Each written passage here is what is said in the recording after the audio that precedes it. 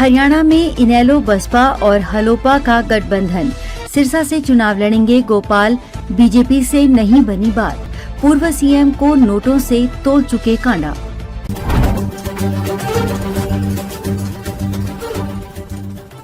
हरियाणा में विधानसभा चुनाव को लेकर इनेलो और हलोपा के बीच गठबंधन हो गया है।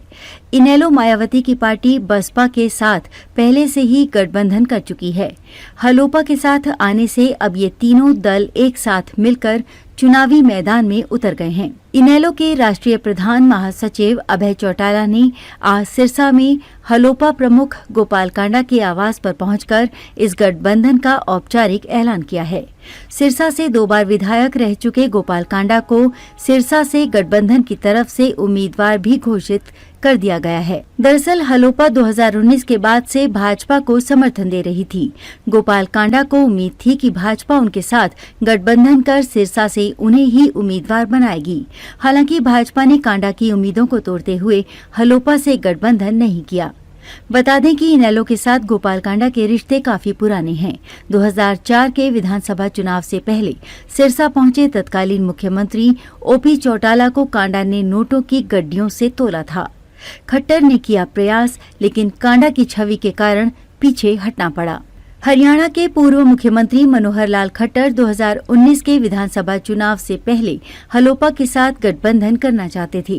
पूर्व सांसद सुनीता दुग्गल ने इसके लिए प्रयास किए थे, लेकिन शीर्ष नेतृत्व ने ऐसा नहीं होने दिया। तब उमा भारती ने ट्वीट कर स्वच्छ छवि वाले नेताओं से समर्थन लेने की सलाह दी थी। 2019 के विधानसभा चुनाव से पहले चुनाव आयोग को दिए गए गोपाल कांडा के हलफनामे के मुताबिक उनके खिलाफ आत्महत्या के लिए उकसाने, आपराधिक साजिश, जालसाजी, धोखाधड़ी और चेक बाउंस समेत 9 आपराधिक मामले विभिन्न अदालतों में लंबित थे। हालांकि चुनाव के बाद भी गोपाल कांडा ने हरियाणा की खट्टर सरकार को समर्थन दिया। नायब सैनी घर तक गए, गठबंधन की बात कही थी। मुख्यमंत्री नायब सैनी सिरसा दौरे के दौरान कई बार कांडा बंधुओं से मिले। विधायक गोपाल कांडा के आवास पर भी गए।